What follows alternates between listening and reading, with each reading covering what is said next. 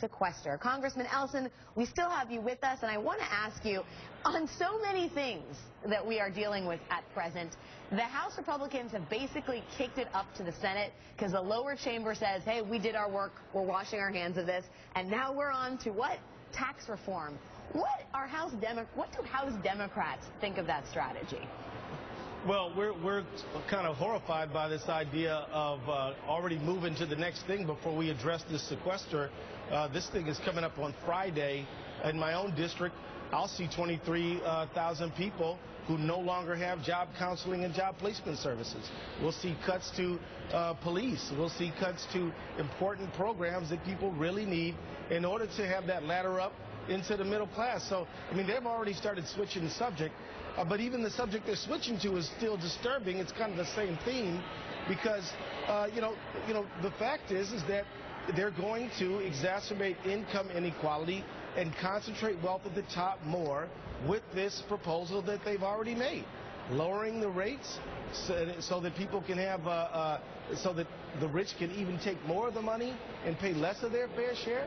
I mean, it's really kind of disturbing, and it's really clear what is at work here. They believe the rich don't have enough money and the rest of us have too much. Congressman, sometimes I feel like I'm in a strange vacuum where I have access to numbers and data that maybe Republicans don't have access to. We were looking at numbers in terms of income in 2011. The top 0.01%er made an average of $24 million. The bottom 90%er made an average of $30,000. Then you look at the polling on this. 76% of the country thinks we, in order to reduce the deficit, have some combination of spending cuts and tax increases. Right. Why the digging in of the heels, especially when you have Republican congressmen out there who are going to feel pain after March 1st?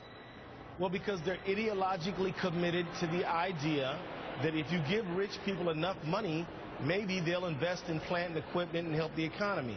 The fact that this philosophy has failed repeatedly, consistently over the course of decades is irrelevant to them. Of course, it has the benefit, too, of rewarding some pretty rich friend of theirs, too.